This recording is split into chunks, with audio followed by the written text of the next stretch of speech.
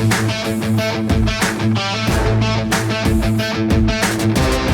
guys, I'm Geoff Fienberg, back with you for another PGA Tour Outright Picks video for OddsChecker.com. We're still in Las Vegas, and we are at the very exclusive Shadow Creek this week. Shadow Creek, host of the CJ Cup. This should have been in Korea, but with, the world as it is, obviously the PGA Tour not going to Korea in October of 2012. So the CJ Cup, the Zozo, it has moved here stateside.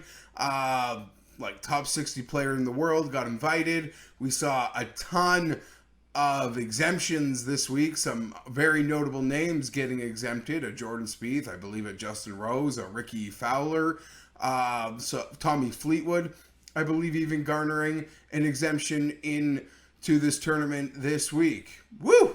All right. This is a course that is hard to really gauge, guys. It's 7,500 yards, par 72. Dustin Johnson has the course record, which makes him, I guess, the favorite this week when you parlay that with his current form. I believe he shot a I want to say 65, but that doesn't sound very course record. So I'm going to guess it was exponentially lower than that. And I don't know, it's posted in the washroom there. Played with his father-in-law, Gretzky. Not many people play this golf course. It's, as I mentioned, incredibly exclusive. There's not a ton of foot traffic at all that gets out there. I believe, the elite and I guess more elite high rollers in Vegas probably get out there. It's a highly respected course, though, in American golf. It's gotten a top 30 Golf Digest ranking. And it's a very status symbol course. I would say that more than anything. If you tell someone you played there, you're either rich, your dad is rich, or you know incredibly successful, wealthy people, or maybe you had an incredible run at the tables where you got to play in the special room and you get all the special perks. Nonetheless, Shadow Creek in Vegas, no secret, I hate going to courses we've never been to before. I always like to look at the historical winning scores here. Gives me an idea of the type of player, the ask, essentially. What will be actually asked of this guy? What is absolutely required to lift the trophy? Beautiful course. We could talk about it forever. The one thing I think people who aren't familiar with it, although, like most, I think I've only seen it in the Tiger Woods Phil Mickelson pay-per-view match of a couple years ago, was here at Shadow Creek. For being smack dead in the desert of Las Vegas, you would think you are in the Appalachians, somewhere beautiful in the Virginias per se, with the water and the tree lines. You do not, when you are observing this course, you do not think you are in a desert, and it's incredibly staggering to see what they actually built in a Las Vegas desert. Enough about me, enough about the course. Well, I don't think I've talked about me at all. We could talk about me for a sec. I look a little weathered today. Chargers lost in overtime last night. Always a kick in the nuts, but we're used to it. Entertaining night. The kid looked great. We're having fun. I'm having a blast watching them, but a long night. Few extra sips, go to bed in a mood. Kid pisses her bed. Long night. I'm weathered. This wasn't exactly the easiest card to build. Yeah, I guess we could say that. Didn't really go back and forth a ton either, though, to be perfectly honest. I'm not going to say I don't know what to make of it. No, we're not going to say that. Like I said, don't like not knowing what the winning score is. Don't like not knowing the ask required. Especially with so many big names here, it actually makes it harder for me to want to go to the back of the board when we're usually at a place like this, because I don't know, again, what will be required of the not super elite guys to win this thing. But then you debate to yourself, the super elites, they gotta just be in full on Masters prep season, which is just around the corner. So what could we expect from them? Well, I believe that's a total fair way to look at it, per se. There's just too many world-class golfers right now. You know, those guys that are kind of under 30 to 1. We could sort of take the guys that are under 12 and under in their own category. But there's no way one of those guys under 30 to 1 doesn't go to this status resort course, essentially, and just make a total mockery of it. That is what I am expecting. Although I'm not too familiar with the Las Vegas weather this week, I assume winds can always play a factor, as they did in many cases down the stretch last week. Full marks, Party Marty. We mentioned last week that the Shriners either awards the absolute chalk or we get some crazy ones. And we got another crazy one. 200, 250 to 1. So credit to Martin Laird. Amazing victory. Found himself back in that playoff, but 3 playoffs in Vegas. I think he's won 2 of them. He lost on the Bird hole in 1, and I believe he won his other 2 Shriner playoffs.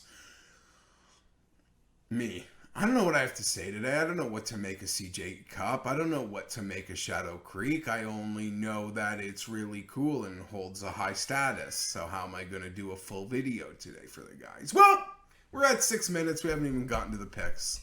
I don't know whether that's because I'm great or because I'm horrible. But either way, show your support. Hit the like button, subscribe, and leave a comment. Tell me what you think of these picks that I'm about to drop. And tell me who you like this week at Shadow Creek, the CJ Cup being hosted at Shadow Creek this year. Also, because it's a Korean event, we're seeing a slew of Koreans. I mentioned a lot of those high-profile tour golfers got exemptions this week. The Korean entities have given some exemptions, and that's totally fair based on where this event would have been played and how it probably would have been played under its normal format. Don't worry, certainly not betting any of them. Well, not those guys, but we're betting a Korean. Started off, Rory McIlroy, 14 to 1, guys.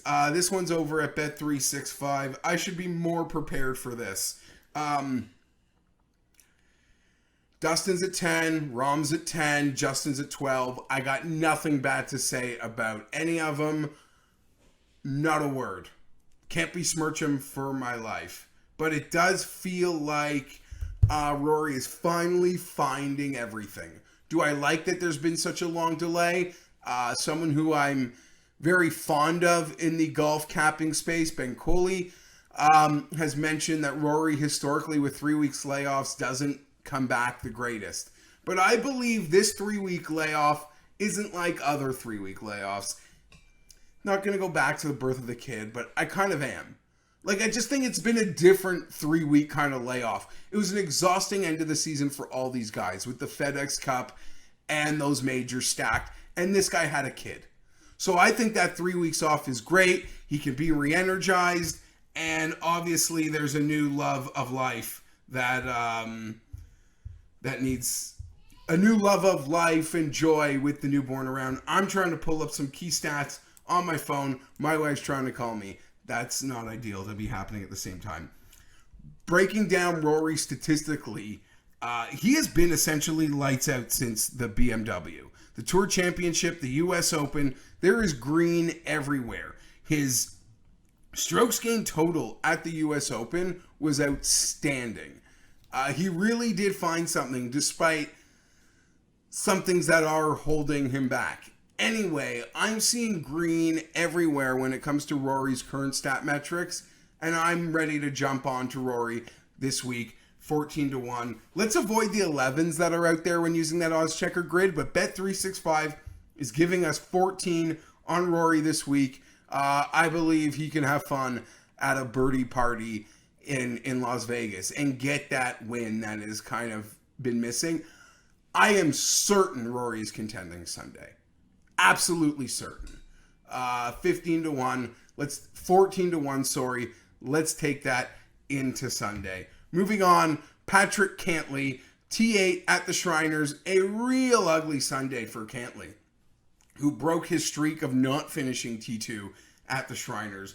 But at 25 to 1 on Bet365, This week again, back to Bet365 using that OddsChecker grid. Important to use the OddsChecker grid because I don't like calling out books, but when you go solo, I'm going to mention you. Sugar House and 888 Sports, 888 Sports, sporting 16 to 1s at Cantley. Always got a line shop. Always got to look through the flyers. We got to find that best number. Patrick Cantley, Bet365, 25 to 1 is the number. I almost bet Cantley last week. We went pretty hard on a head-to-head Cantley versus Webb Simpson tournament matchup at plus money that did cash. Gave that in the props. I think kind of saved the props with an answer T20. Nothing to really write home about last week. Vegas had my number last week. I left the table at Vegas with nothing in my pockets. If you could see, that's like me pulling out the material because there's no change or cash after the Shriners. I didn't win anything. Couple props made the week not horrible.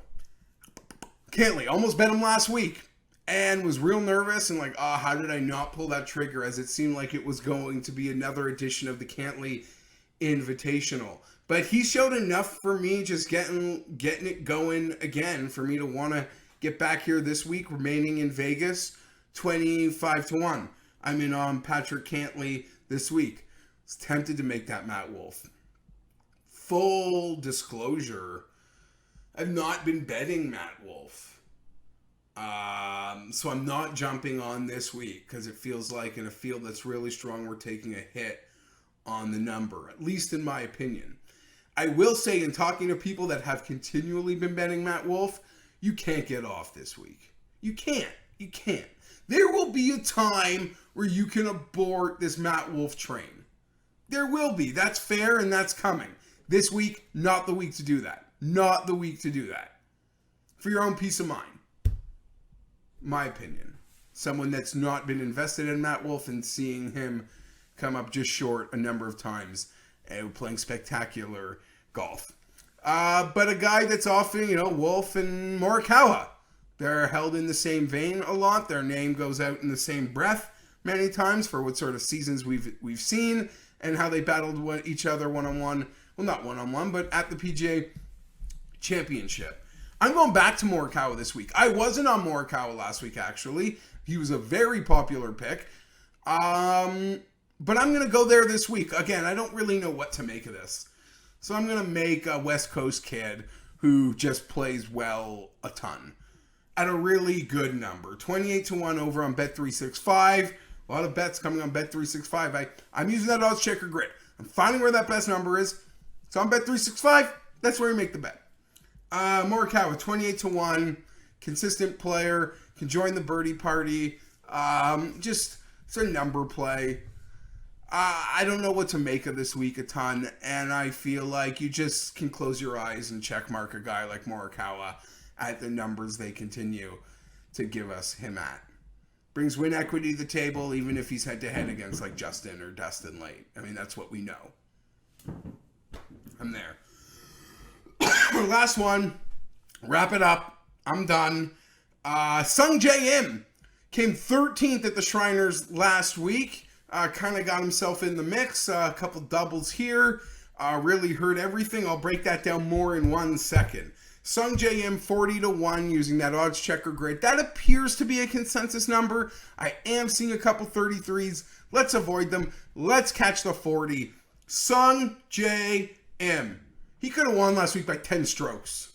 He was third in the field in ball striking. The ball striking is back, baby, for Sung Jae.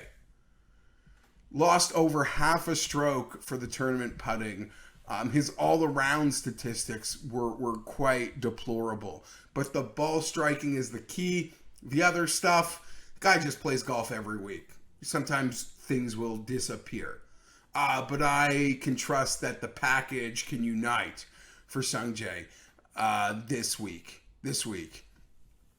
Again, I believe he was third in ball striking at the Shriners. There are a lot of great ball strikers in that field. And that's the stat that matters to me. That's what we are going to carry over, and we're going to hit the putts. And look how well he finished despite that putting performance. That shows Just how tight that ball's going to the pin. Feel like a lot of the same setup this week for Sung Jae in Vegas. I'm Geoff Fienberg. I'll be back tomorrow with props video, maybe a deep ad, but it's a 4-man card. We started the card with Rory at an under 20-1. I don't like to add too many names once that's where we start the card. And then we had 2 bodies in the 30s. So there. Rory 14, Cantley 25, Morikawa 28, Im 40. Like, sub, comment, tell me how bad these picks are. Tell me how much you like these picks. But if you're going to insult my picks, at least tell me who you're picking so I can have something to go off of. That's it. I'll be back with a props video tomorrow. Maybe feel a little more comfortable with Shadow Creek as we get to know it. But exciting week of golf. Golf's a little later on the East Coast. I don't mind that one bit. And we're all getting revved up for the Masters coming super soon. As you can tell, I love doing these videos. I just enjoy passionately talking about golf. Let's try to hit some winner, friends. See you tomorrow.